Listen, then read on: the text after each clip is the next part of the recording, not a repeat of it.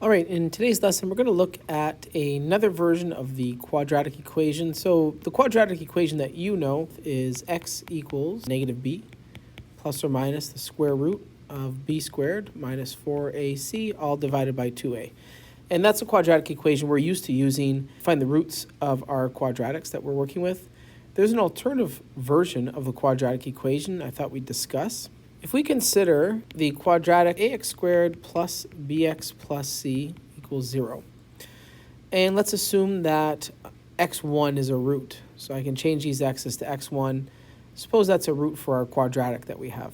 So if I go ahead and divide across by x1 squared, we have the following. So dividing across by our root there, x1 squared, we end up getting here a plus b over x1 plus c over x1 squared. Rearrange this so it looks like our quadratic. So I went ahead and rearranged it so it's in quadratic form with the highest power here. Now if you take a look at this expression, if I end up letting y equals x1, our quadratic equation becomes cy squared plus by plus a equals 0.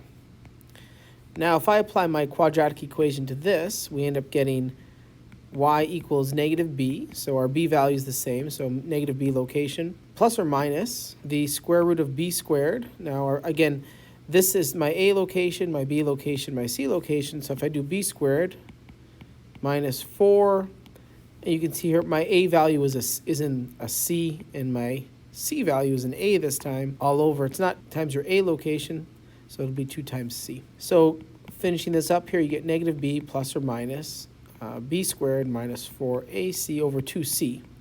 Now the y value is actually 1 over x1, or that root we found. So if I go ahead and solve for x1, you're going to essentially flip your fraction, and we have an alternative version of our quadratic equation. So now another way of finding a root is 2c divided by negative b plus or minus the square root of b squared minus 4ac.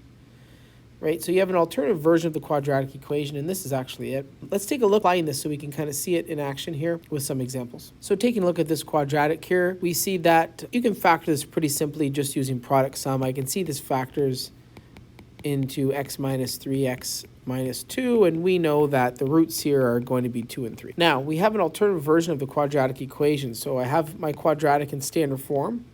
As we see here, I can see my a value, b value, and c value are all present. So recall the alternative formula that we found. It was x1 is 2c over negative b plus or minus b squared minus 4ac. And again, in the c value, you can change that to a 6.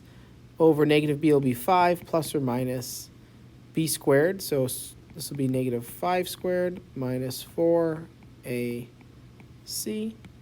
is 12 over 5 plus or minus the root of 25 minus 24. Solving this, we get 12 over 5 plus or minus the root of 1. So I get 12 over 5 plus or minus root of 1, which is 1. And as you can see here and probably guess, your answers become either 2 or 3. So just like before. Let's take a look at another example. Suppose we have the following quadratic here. Now in this case here, product sum doesn't work here. So if we were to use our old method, our old quadratic equation, we would have x equals negative b, right, plus or minus the square root of b squared minus 4ac, and that'll be divided by 2a. And I end up getting here negative 3 plus or minus the root of 29 over 2. Now, to illustrate this using our new formula, we have the following. So subbing in our values, we have the following. And you'll see here, initially these look not the same, but if we go ahead and rationalize the denominator, we can see that these are actually equivalent expressions. Let's take a look at that on the next page.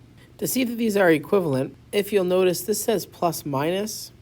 So if I change this to minus plus root 29, minus 3 minus plus root 29, you'll see here we end up getting the following. You'll see here I rationalized the denominator, so I multiplied by negative 3 minus plus, so the opposite direction. So the idea here is you'll force a difference of squares. So negative 3 times negative 3 gives us our positive 9, and root 29 times root 29 cancels that root, we get just 29. So 9 minus 29 is in fact negative 20 on the bottom. The minus 10 and the minus 20 reduce just to become the 2 on the bottom. And you can see here we have our initial result using our traditional quadratic equation. In general, we can prove that these two results are equal. Let's take a look at that. So we're going to do a similar technique as to what we had done in the previous example. I'm going to go ahead and multiply the top and bottom of this equation by negative b minus plus this time. B squared minus 4ac. Same on the bottom. And if I expand this out, I end up getting... So using the same technique here, again, you force that difference of squares. This becomes b squared. And this here will become, you lose the root. And then between these two, again, if this is a plus, this will be a minus. If this is a minus, this will be a plus. So the product will always be negative. And again, you get cancellation in the b squareds. And we're just left with a 4ac on top. And you can see here the a's cancel and one of the 2's cancel. And this reduces to become 2c over negative b plus or minus our discriminant here, which is exactly our new alternative form of the quadratic equation that we have. So we have a secondary form of the quadratic equation.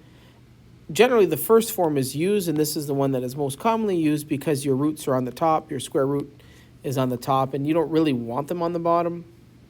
It makes the math a little harder to read and more difficult to work with, but there is an alternative formula for the quadratic equation, and this is it. Thank you.